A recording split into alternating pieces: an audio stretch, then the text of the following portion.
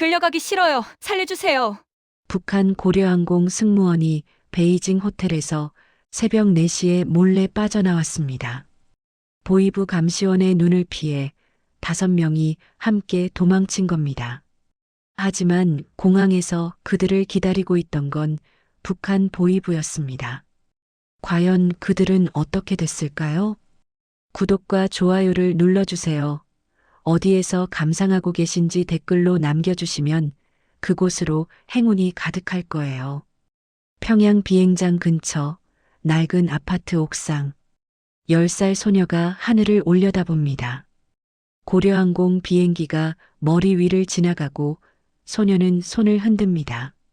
나도 언젠가 저 비행기를 타고 하늘을 날 거야. 그 소녀가 바로 저 은혜였습니다.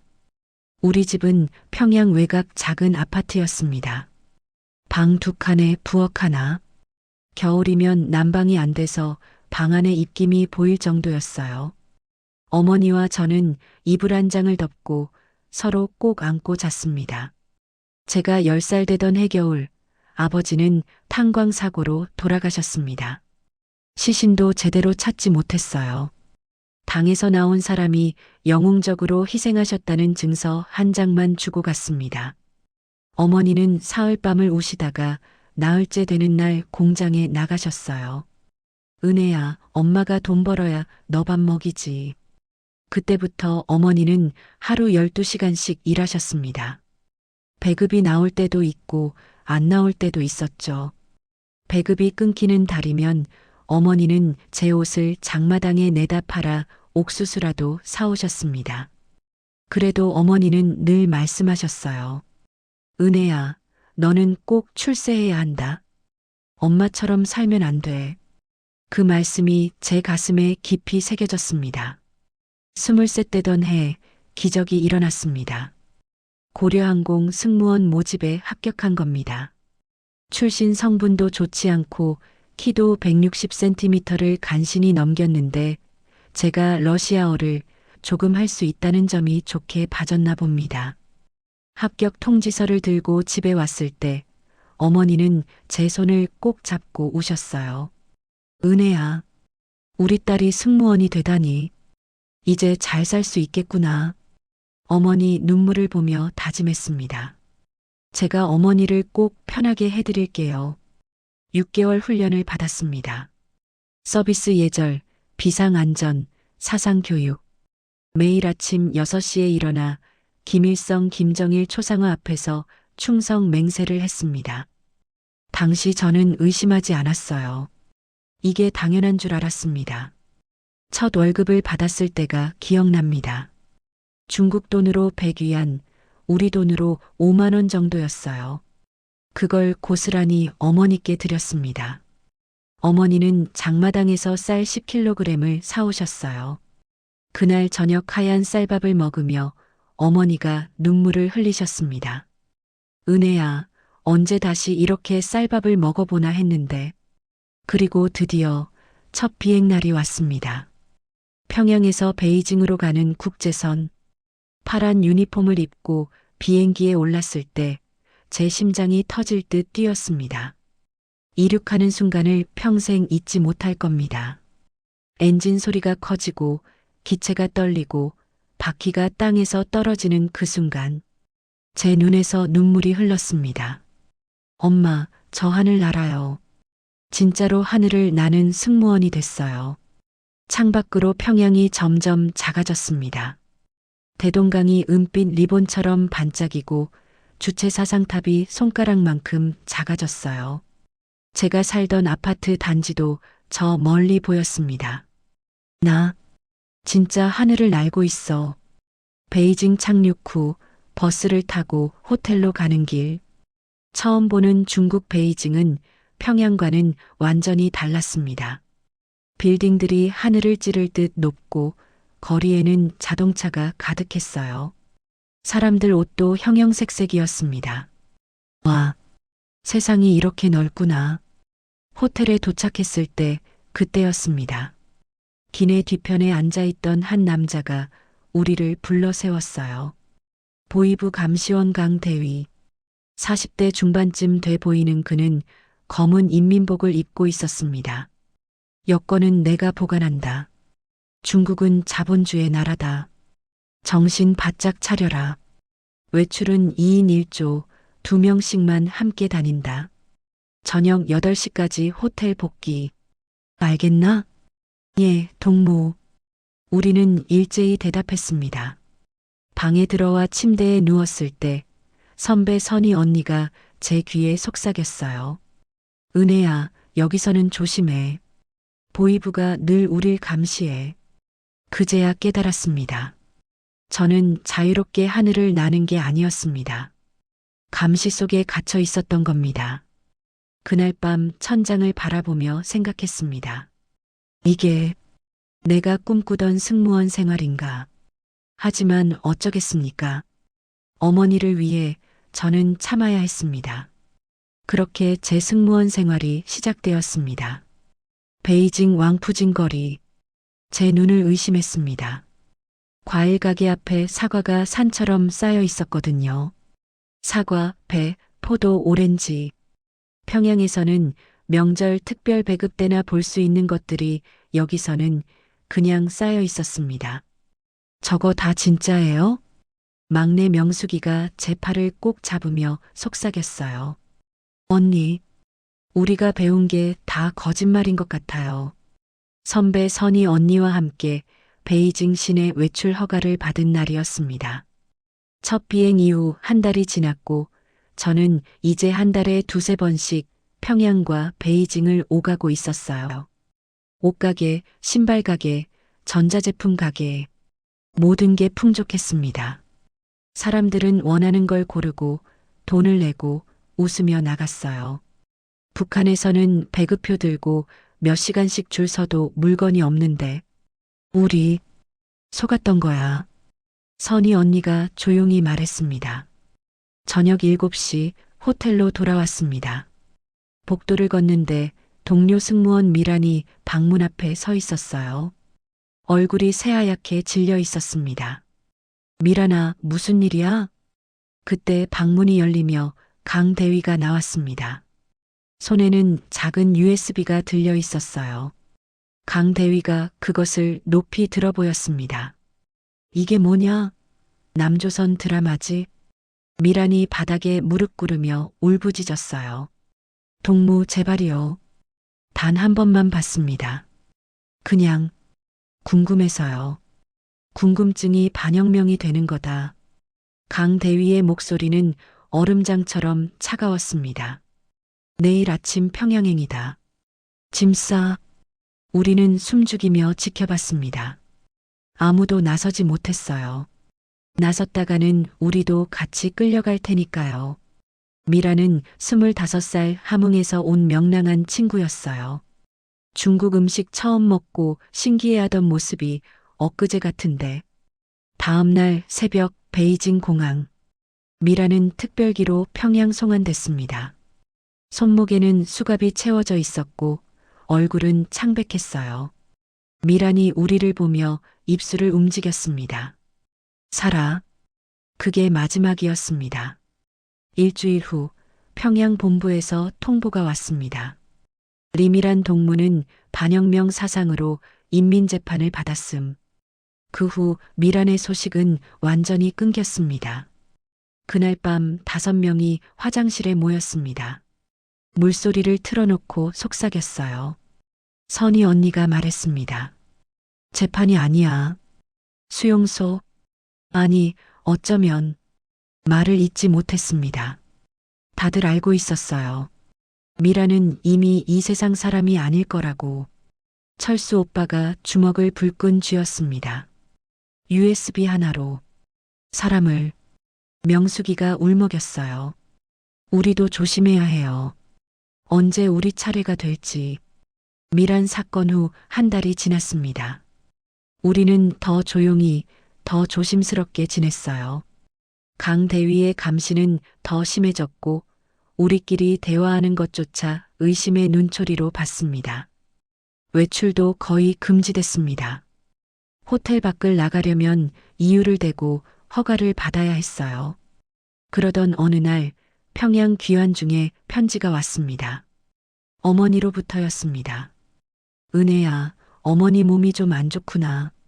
기침이 멈추지 않는데 병원에 갈 돈이 없다. 내가 보내주는 돈으로 장마당에서 약을 사 먹고 있단다. 걱정 말고 너는 내일 열심히 해라. 편지를 읽으며 눈물이 났습니다. 어머니, 혼자 기침하시며 누워 계실 모습이 눈앞에 아른거렸어요. 돈을 더 벌어야 해. 어머니 병원비를. 그런데 다음 베이징 비행에서 더 큰 일이 벌어졌습니다.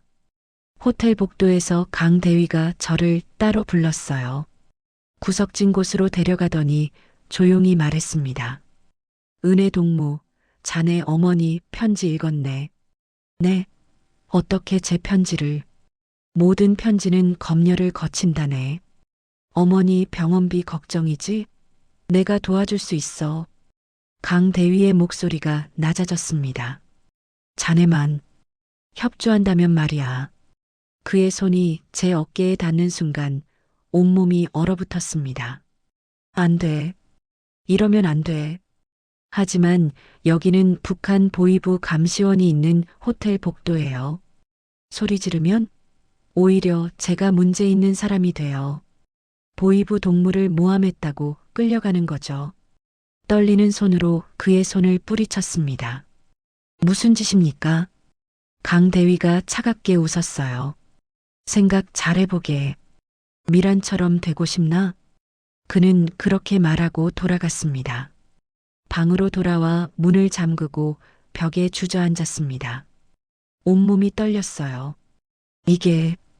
이게 나라야. 이게 사람 사는 곳이야.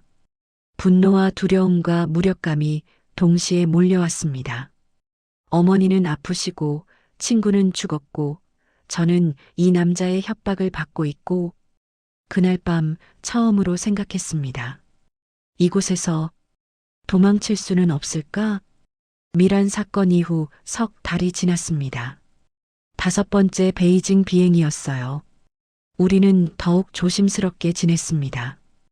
호텔에서는 서로 눈빛만 주고받았고 복도를 걸을 때도 뒤를 계속 돌아봤어요.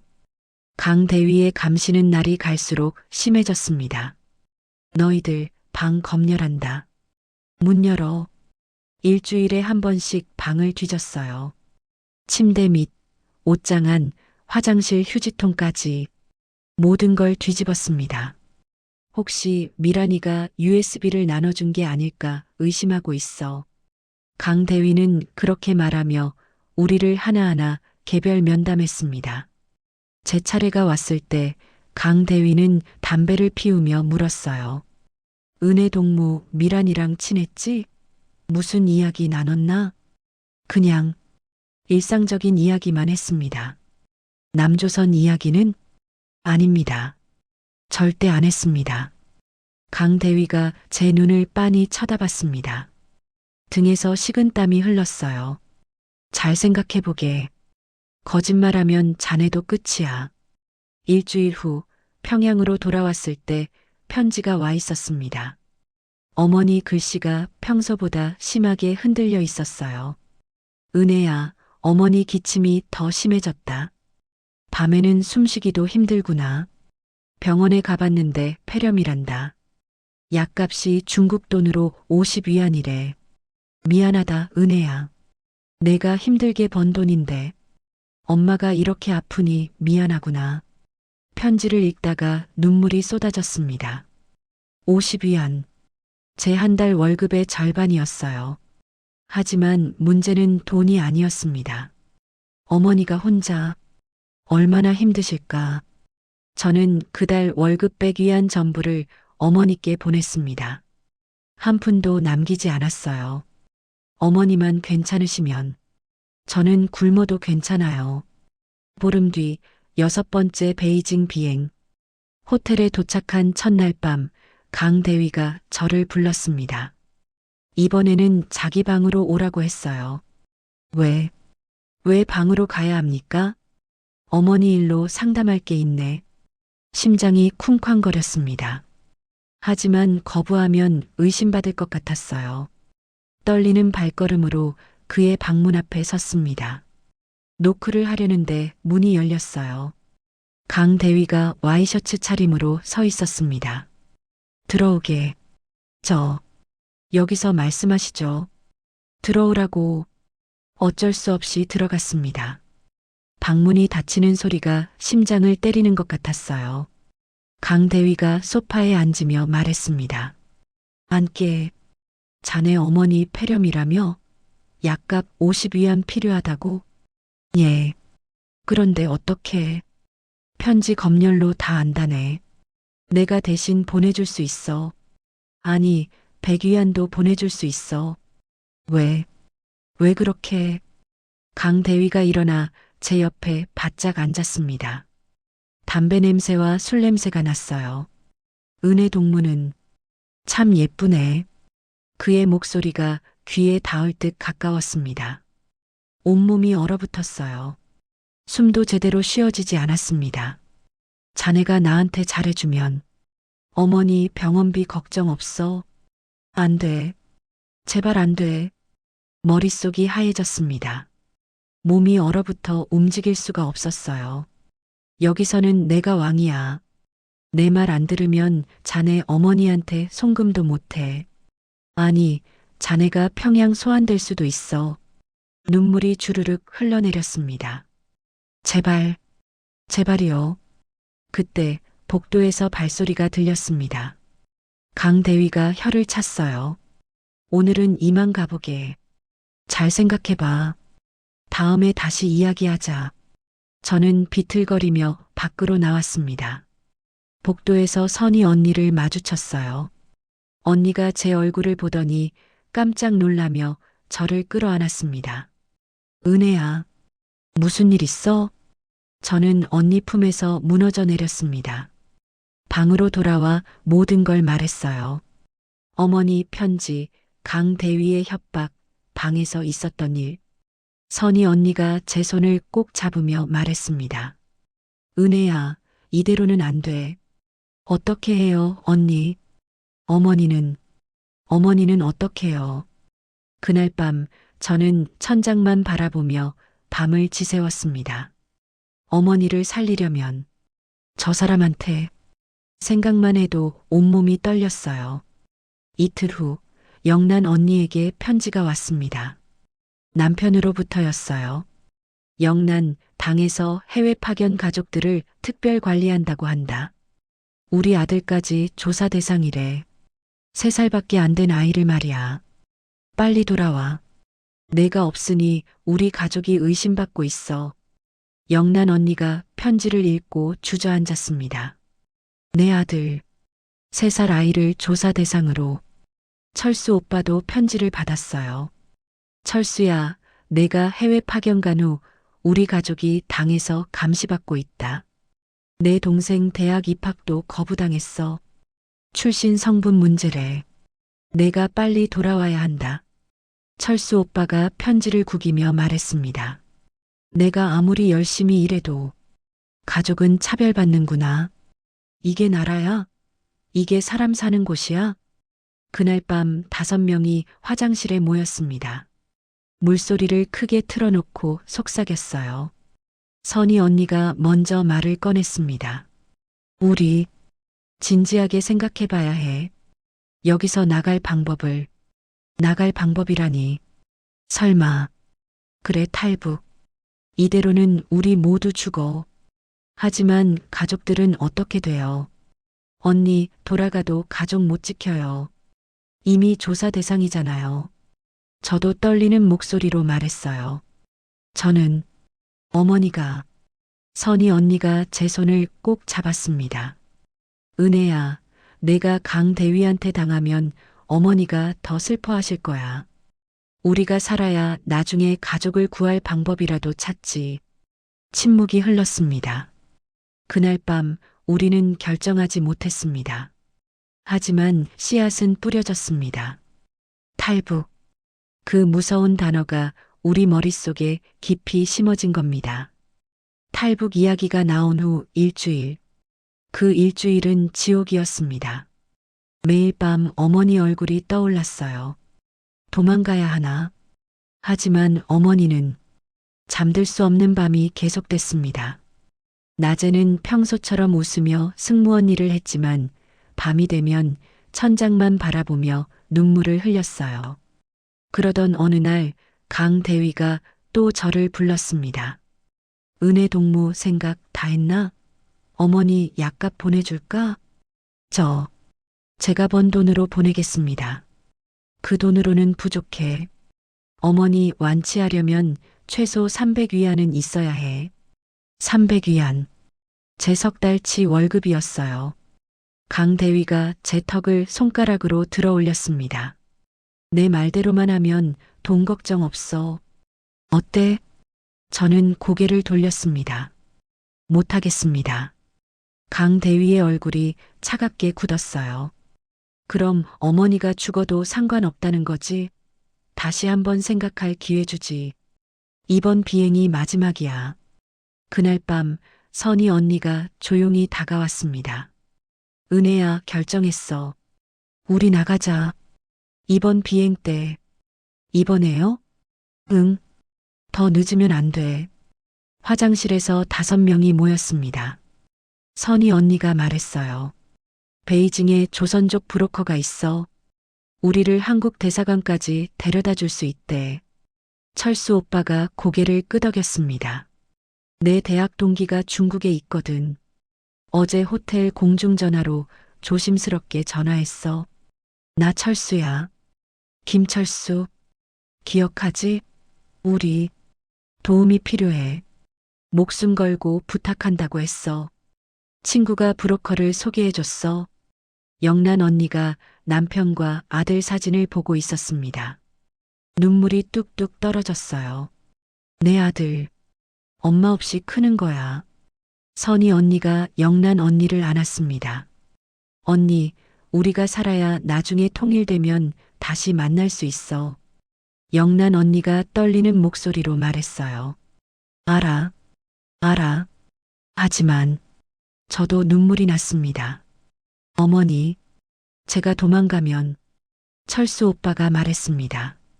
은혜야, 내가 여기 남아도 어머니 못 지켜.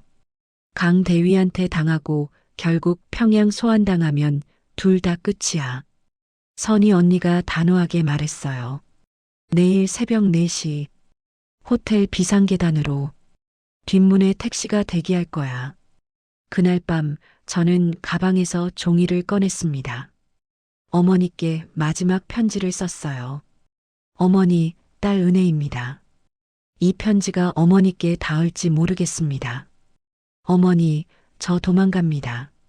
이대로 있으면 저는 죽습니다. 거부하면 평양 소환당해요. 미안해요. 효도도 못하는 불효자라서 병원비도 못 들여서 미안해요. 하지만 어머니, 저는 사람답게 살고 싶어요. 살아서 언젠가 꼭 다시 뵙겠습니다. 남과 북이 하나 되는 날, 제가 어머니를 모시러 가겠습니다. 그때까지 꼭 건강하세요.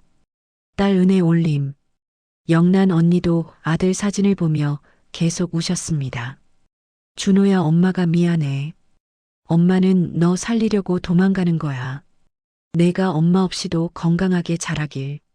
엄마는 멀리서 기도할게. 새벽 3시 선희 언니가 모두를 깨웠습니다. 일어나. 1시간 남았어. 손이 너무 떨려서 단추를 채울 수가 없었어요. 명숙이는 가방을 싸다가 계속 물건을 떨어뜨렸죠. 영란 언니는 아들 사진을 가슴에 품었습니다. 이것만은 가져갈 거야. 3시 50분, 5명이 복도에 모였습니다. 심장이 터질 것 같았어요. 강 대위 방을 지나갈 때 안에서 코 고는 소리가 들렸습니다. 제발 일어나지 마세요. 비상계단으로 내려갔습니다.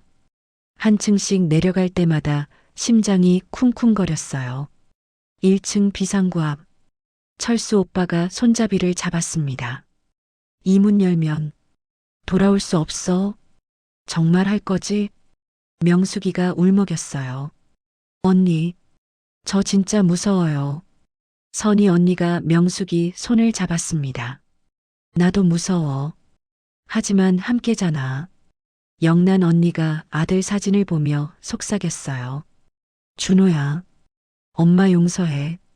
저도 북쪽을 향해 마음속으로 말했습니다.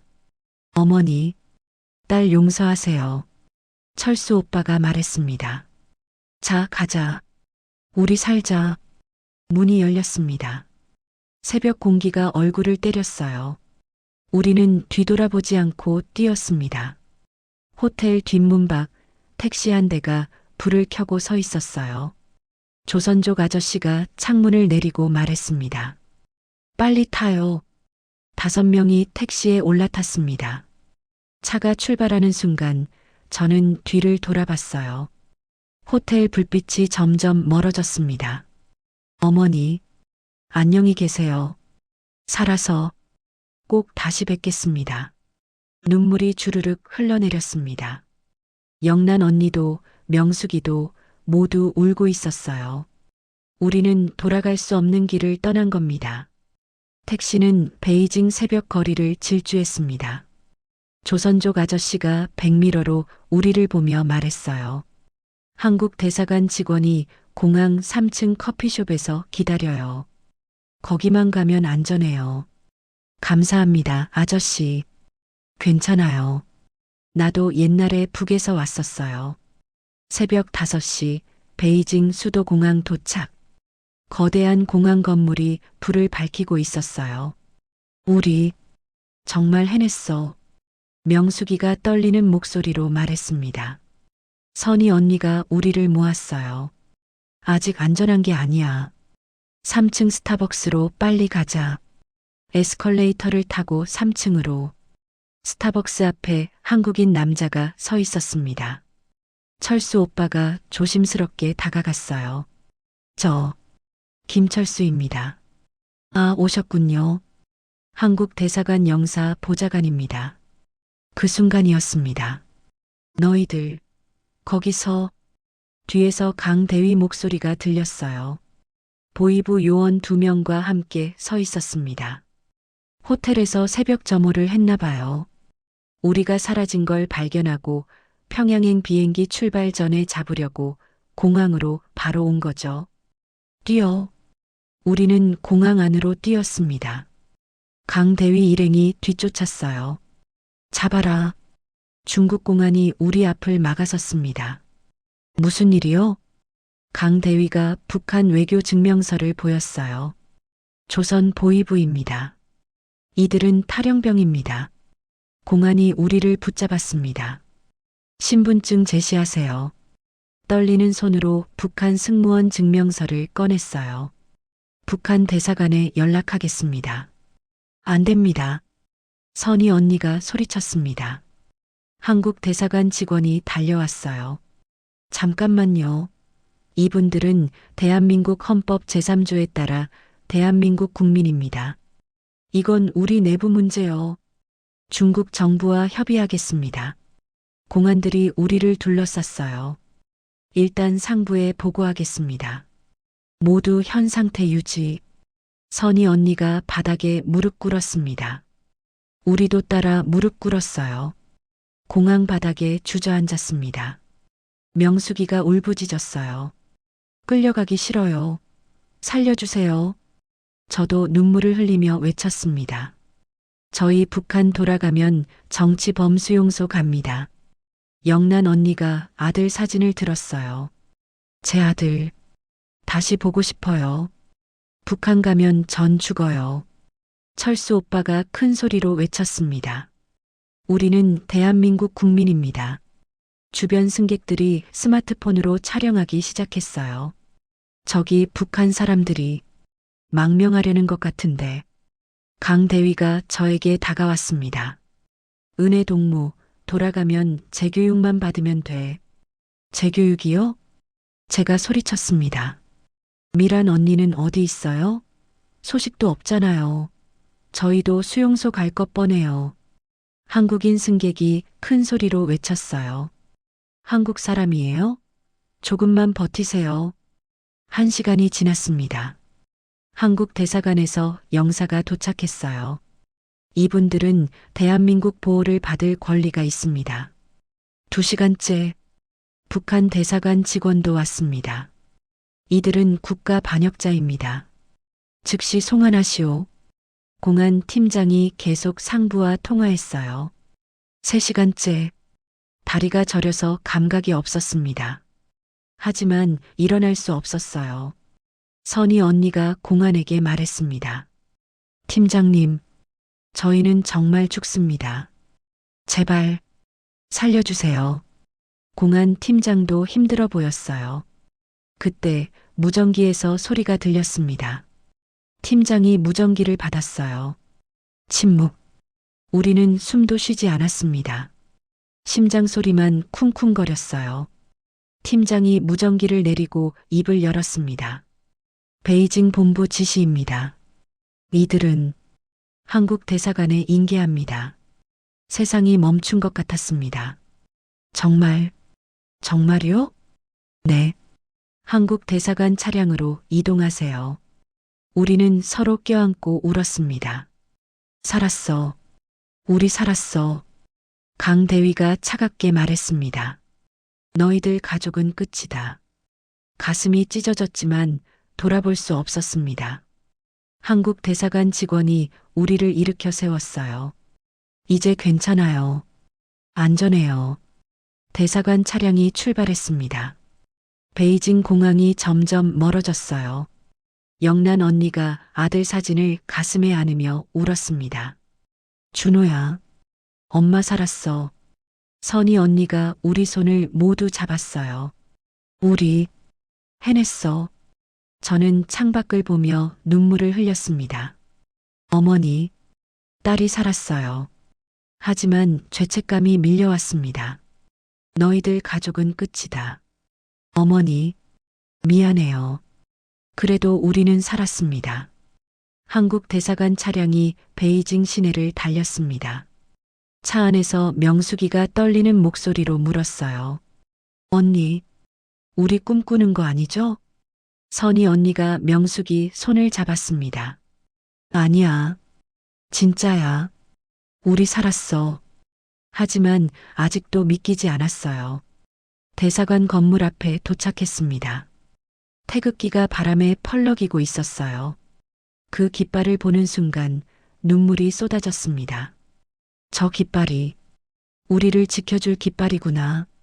영사님이 우리를 안내했습니다. 여기는 대한민국 영토와 같습니다. 이제 안전해요. 지하보호시설, 깨끗한 방 2개가 준비돼 있었습니다. 여기서 며칠 지내셔야 해요. 중국 정부가 출국 허가를 내줄 때까지요. 며칠이요? 그럼 아직 명숙이가 불안해했어요. 중국 정부가 최종 결정을 해야 해요. 조금만 더 기다리세요. 첫날 밤 처음으로 안전한 곳에서 잠을 잘 수 있게 됐어요. 하지만 새벽 2시 밖에서 소란이 들렸습니다. 거기 누구야? 멈춰. 대사관 경비원들이 뛰어다니는 소리. 우리는 깜짝 놀라 일어났습니다. 10분 후 영사님이 내려왔어요. 밤에 수상한 사람들이 담장 근처에 왔었어요. 북한 측 사람들로 추정됩니다. 우리를 노린 건가요? 영란 언니가 떨렸습니다. 여기는 안전해요. 대사관 안은 절대 침범할 수 없어요. 하지만 우리는 알았어요. 북한이 아직도 우리를 쫓고 있다는 걸. 철수 오빠가 주먹을 쥐었습니다. 여기까지 와서도 아직도. 둘째 날 영사님이 심각한 표정으로 왔어요.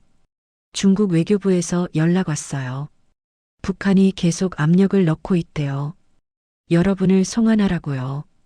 아직 결정 안 났어요. 하지만 좋은 소식도 있어요. 공항 영상이 전 세계로 퍼졌어요.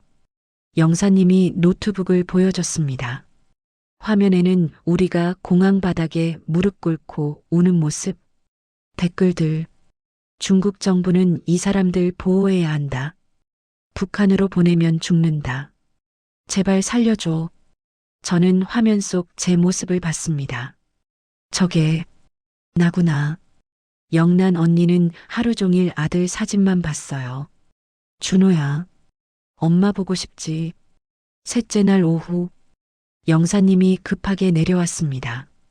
좋은 소식이에요. 우리는 벌떡 일어났어요. 중국 정부가 결정했어요. 정말요? 네. 공항 영상이 1,000만 뷰를 넘었대요. 국제인권단체들이 중국 정부에 압력 넣었고 한국 정부도 외교적으로 계속 요청했어요. 결국 중국이 여러분을 한국으로 보내기로 했대요. 정말, 정말이야. 우리는 서로 껴안고 울었습니다. 그날 밤 저는 북쪽을 향해 무릎 꿇고 절했습니다. 어머니, 딸이 내일 한국 갑니다. 미안해요. 꼭 다시 만나러 가겠습니다. 통일될 때까지 살아계세요. 영란 언니도 아들 사진 앞에서 절했어요. 준호야, 엄마 내일 멀리 가. 너무 멀리. 하지만 엄마는 너 위에서 살 거야. 내가 자유롭게 살 수 있는 나라 만들려고. 다음 날 새벽. 일어나세요. 공항 가야 해요. 짐을 챙겼습니다. 작은 가방 하나씩. 그 안에는 우리 인생이 다 들어 있었어요.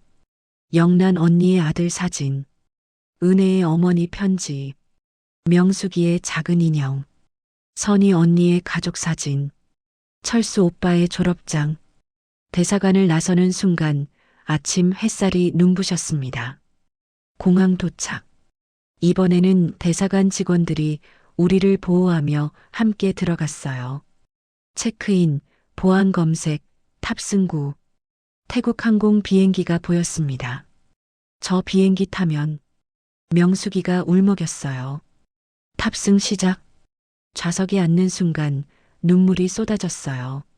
우리 해냈어. 비행기 문이 닫혔습니다. 엔진 소리가 들렸어요. 활주로를 달리기 시작했습니다. 속도가 점점 빨라졌어요. 그리고 바퀴가 땅에서 떨어졌습니다. 우리 중국 떠났어. 선희 언니가 제 손을 꼭 잡았어요. 은혜야, 우리 날아가고 있어. 5명 모두 울고 있었습니다. 기쁨의 눈물, 안도의 눈물, 그리고 이별의 눈물. 창밖으로 베이징이 점점 작아졌습니다. 북한도, 중국도, 모든 공포도 점점 멀어졌습니다. 베이징에서 방콕으로 가는 비행기 안. 승무원이 다가왔습니다. 태국 항공 승무원이었어요. 음료 드릴까요? 네. 물 주세요. 그 승무원을 보며 생각했습니다. 저 언니도 나처럼 승무원이네. 하지만 강 대위 같은 사람 없이, 감시 없이, 협박 없이 웃으며 일하고 있구나. 나도 저렇게 일할 수 있을까? 3시간 후 방콕 수완나품 공항 도착. 열대의 따뜻한 공기가 느껴졌어요. 한국 대사관 직원이 마중 나와 있었습니다. 여기서 6시간 대기하고 인천행 타세요. 공항 식당. 메뉴판을 보는데 눈물이 났어요. 팟타이, 똠얌꿍, 볶음밥. 뭐 드시고 싶으세요? 저는 이게 다 공짜예요? 명숙이가 떨렸습니다. 네, 대사관에서 부담합니다. 팟타이를 먹었어요. 태국 볶음국수 너무 맛있었습니다. 이게 자유의 맛이구나. 식사 후 우리는 공항 의자에 앉았어요. 처음으로 누구 눈치도 안 보고 쉴 수 있었습니다.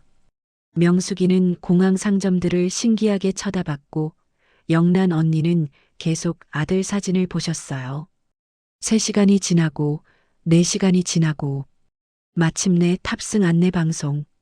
인천행 대한항공 승객 여러분, 드디어 한국으로. 대한항공 비행기에 올랐어요. 승무원이 한국말로 인사했습니다. 안녕하세요. 탑승을 환영합니다. 그 한국말 억양에 눈물이 났어요. 우리말, 남한 사투리, 한국으로 날아갔습니다. 1시간 후 기내식 뚜껑을 열었어요. 이게 비빔밥이에요? 진짜 고기네. 그리고 김치. 영란 언니가 하나 집어 입에 넣는 순간 눈물을 쏟았습니다. 이 맛, 이 맛이에요. 어릴 때 할머니가 담가주시던 김치 맛. 고향 맛이에요. 우리 모두 울면서 밥을 먹었습니다. 같은 민족, 같은 음식 맛. 우리 집에 가는 거야. 응, 우리 집. 대한민국으로. 창밖으로 별들이 보였습니다. 어머니, 딸이 저 하늘 어딘가에서 남쪽으로 날아가고 있어요. 선희 언니가 조용히 말했어요. 은혜야. 네. 우리 정말 잘한 걸까? 가족들 두고 온 거 이기적인 거 아닐까? 저도 같은 생각을 하고 있었어요. 언니, 저도 모르겠어요. 하지만 우리가 살아야 증언할 수 있잖아요. 북한의 진실을.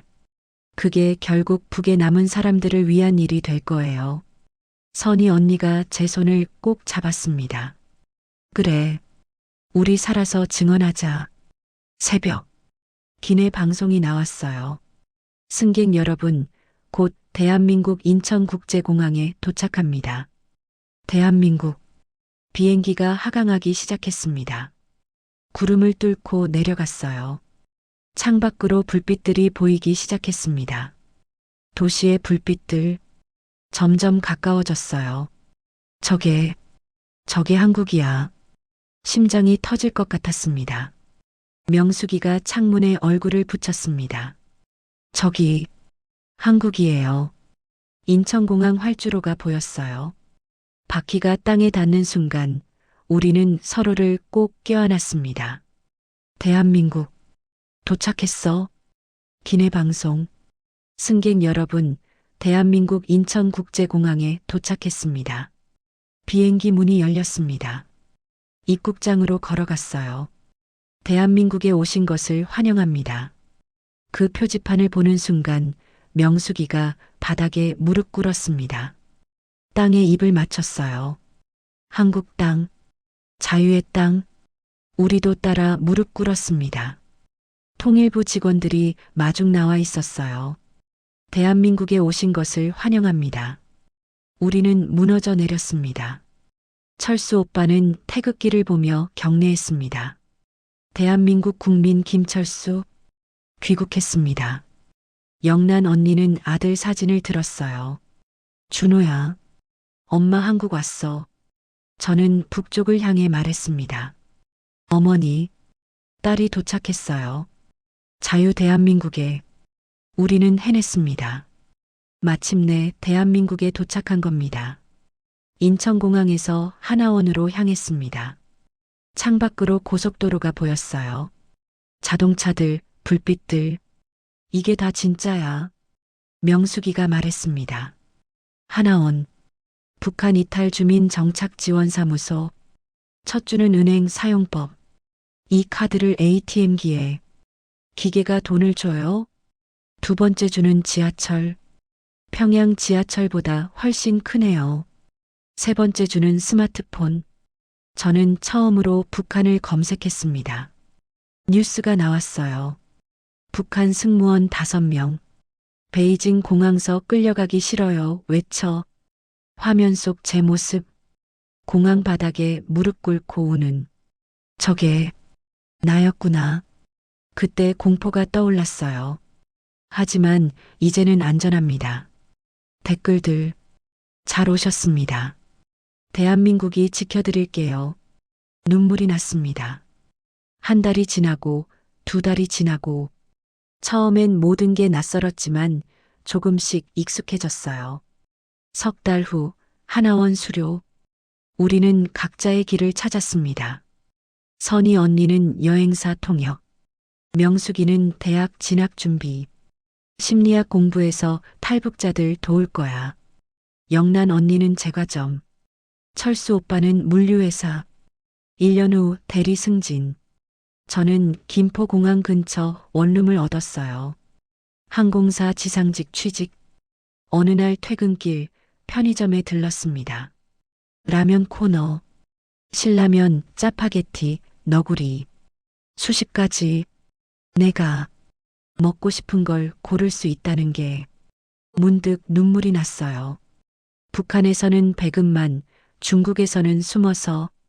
하지만 지금 이 순간, 손님 괜찮으세요?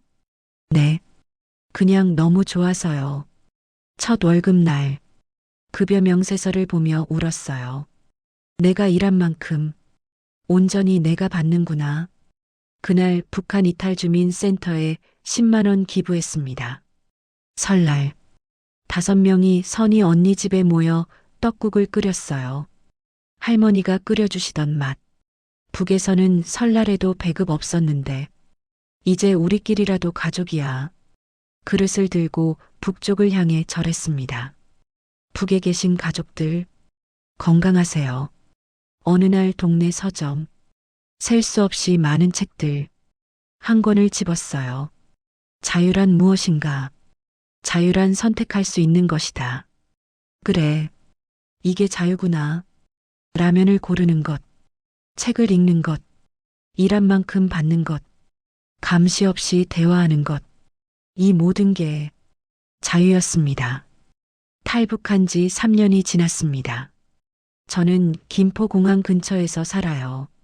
매일 아침 하늘 나는 비행기를 봅니다. 자유롭게 감시 없이 어머니 보고 싶습니다. 송금이 끊긴 지 3년.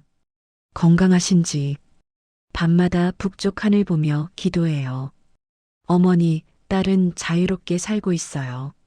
영란 언니는 여전히 아들을 그리워합니다. 하지만 낮에는 열심히 일하며 살아가요. 언니, 나 대학생 됐어. 선희 언니는 팀장이 됐어요. 철수 오빠는 결혼 준비 중. 우리는 각자의 자리에서 살아갑니다. 여러분, 3년 전 베이징 공항에서 외쳤던 말. 끌려가기 싫어요. 살려주세요. 그건 사람답게 살고 싶다는 외침이었습니다. 원하는 것 고르는 것, 읽고 싶은 책 읽는 것, 감시 없이 대화하는 것, 꿈을 꾸는 것, 이 모든 게 자유. 우리는 자유를 얻었습니다. 하지만 북에는 아직 수많은 사람들이 제 어머니처럼 영란 언니 아들처럼 우리는 증언합니다. 북한의 진실을 언젠가 남과 북이 하나 되는 날 저는 다시 승무원 유니폼 입고 평양행 비행기 탈 겁니다. 어머니 만나러. 어머니 따라왔어요. 그날이 올 때까지 저는 여기서 열심히 살겠습니다. 자유롭게 당당하게. 북에 남겨진 모든 분들께 희망을 잃지 마세요. 자유는 반드시 옵니다. 제가 여기 살아있는 것처럼 감사합니다.